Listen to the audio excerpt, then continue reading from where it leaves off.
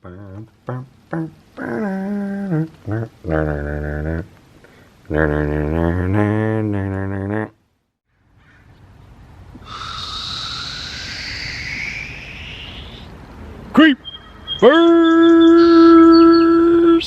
Good morning, afternoon, or evening, whenever you are tuning in and creeping with.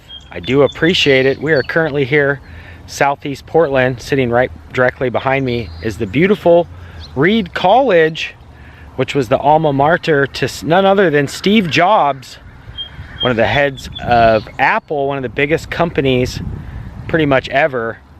And if you guys are a fan of the Simpsons like me, you guys already know there's a huge connection to Portland, Oregon, and the Simpsons, not to mention the real life people that Matt Groening and the writers kind of created.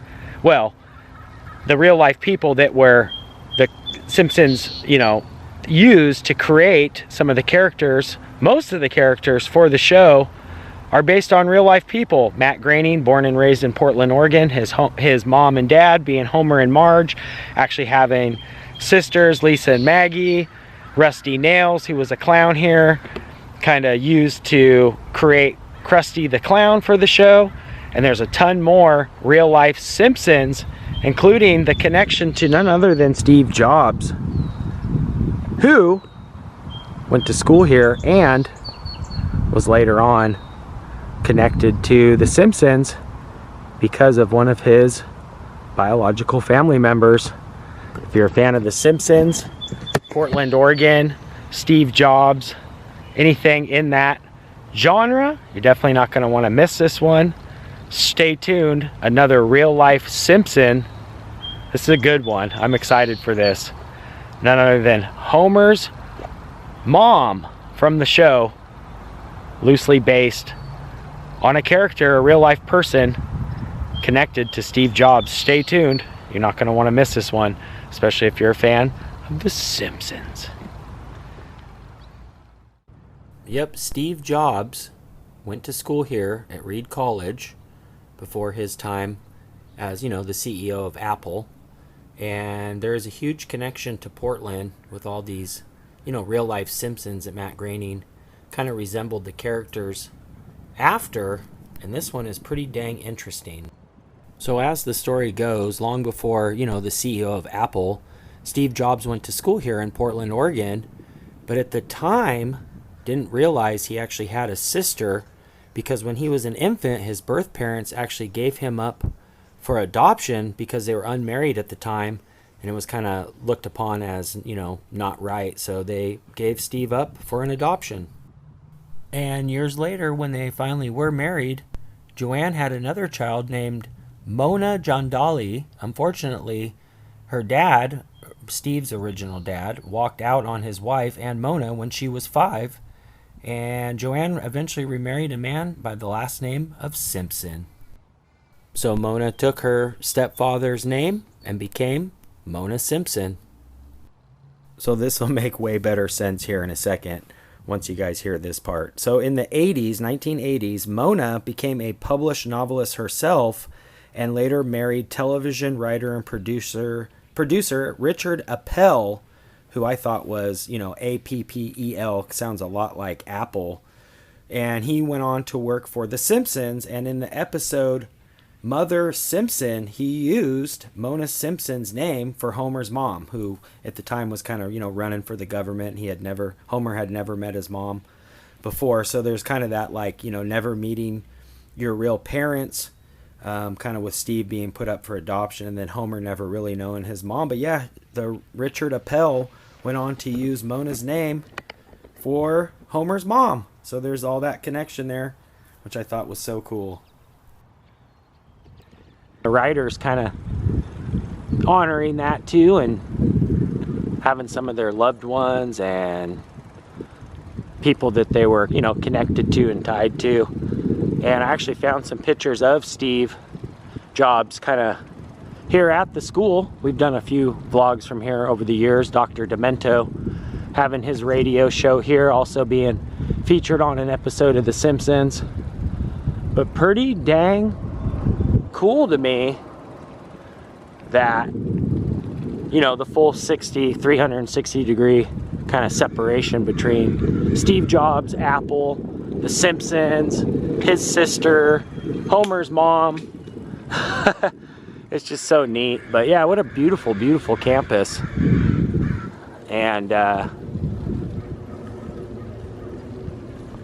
it just amazes me that, you know, the Simpsons have created such amazing characters, and most of them are off of real life people, including Homer's mom. I found some pictures from the episode too, where Homer finally meets his mom. She's kind of being on the lam from the government, but all tied in here to Steve Jobs, Portland, Oregon, the Simpsons, Matt Groening.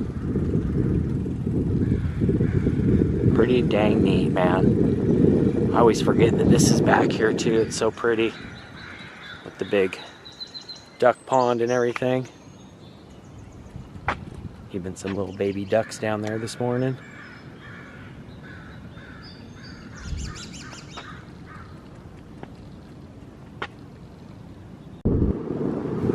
Yeah, this area is gorgeous with all these trees through here.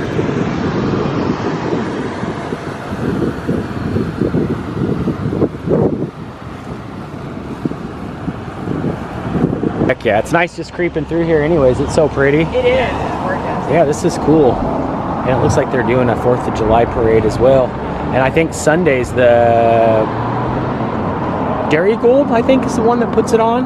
Okay. The milk cart boats over at Westmoreland. Oh, yeah. Or Eastmoreland. Where are we? That is Selwood. Oh, okay. Selwood-Moreland, the milk cart.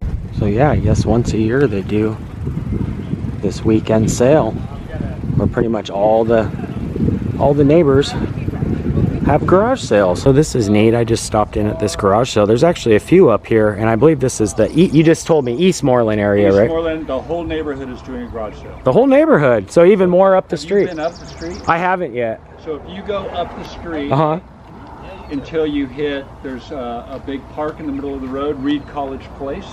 You'll see a tree-lined avenue. That's sort of the heart of Eastmoreland. Cool. There'll be tons of garage sales. It's right in the left. Nice. Great folks, man. I came up here. I don't know if you want to be on video, so I'm just kind of putting the camera this way. But yeah, I was talking with them about just roughly, like, I told them it's like throwing a handful of gravel at the back of the barn and hoping one sticks.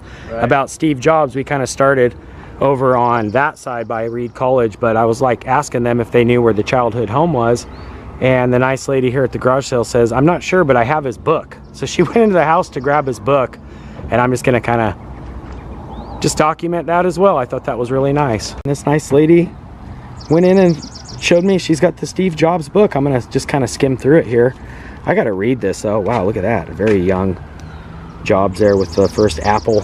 Remember playing the Oregon Trail with the floppy disk. Man, good times. Wow, they literally just gifted me the book. That was incredible. I knew I came up here for a reason. That's so cool. I'm definitely going to go home now and dive into this. I've been needing a good book, but we're going to skim through it before we leave because there might be some info of his childhood home. A little rough on the interwebs with all the information because he was adopted and whatnot. So, hey, thank you so much. This is awesome.